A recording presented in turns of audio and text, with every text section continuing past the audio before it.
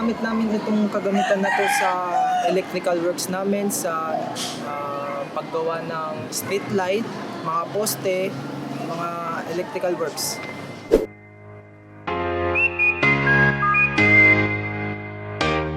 Nagagampanan naman ng maayos dahil fully operational naman siya, maayos naman yung pag-set up ng mga controls nito para maayos yung paglagay namin ng street light.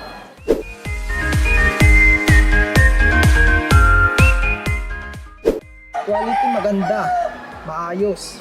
Kapag fully set up mo to, talagang malaki yung pundasyon niya or mahaba yung pundasyon ng outrage niya na kayang stable yung nasa taas.